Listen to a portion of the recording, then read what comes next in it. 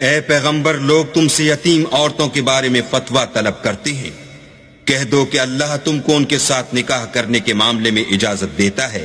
اور جو حکم اس کتاب میں پہلے دیا گیا ہے وہ ان یتیم عورتوں کے بارے میں ہے جن کو تم ان کا حق تو دیتے نہیں اور خواہش رکھتے ہو کہ ان کے ساتھ نکاح کر لو،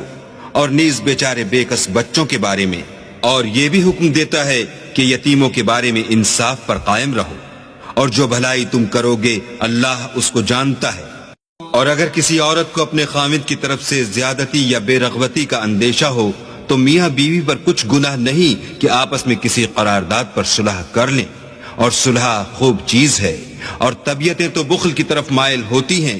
اور اگر تم نیکوکاری اور پرہیزگاری کرو گے تو اللہ تمہارے سب کاموں سے واقف ہے، اور تم خواہ کتنا ہی چاہو عورتوں میں ہرگز برابری نہیں کر سکو گے۔ تو ایسا بھی نہ کرنا کہ ایک ہی کی طرف ڈھل جاؤ اور دوسری کو ایسی حالت میں چھوڑ دو کہ گویا ادھر میں لٹک رہی ہے،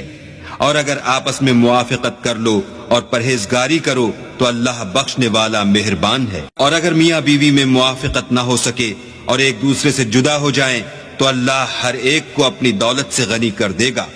اور اللہ بڑی کشائش والا اور حکمت والا ہے۔ اور جو کچھ آسمانوں میں اور جو کچھ زمین میں ہے سب اللہ ہی کا ہے، اور جن لوگوں کو تم سے پہلے کتاب دی گئی تھی ان کو بھی، اور اے محمد صلی اللہ علیہ وآلہ وسلم تم کو بھی ہم نے حکم تاکیدی کیا ہے کہ اللہ سے ڈرتے رہو، اور اگر کفر کرو گے تو سمجھ رکھو کہ جو کچھ آسمانوں میں اور جو کچھ زمین میں ہے سب اللہ ہی کا ہے، اور اللہ بے پرواہ اور سزاوار حمد و ثنا ہے۔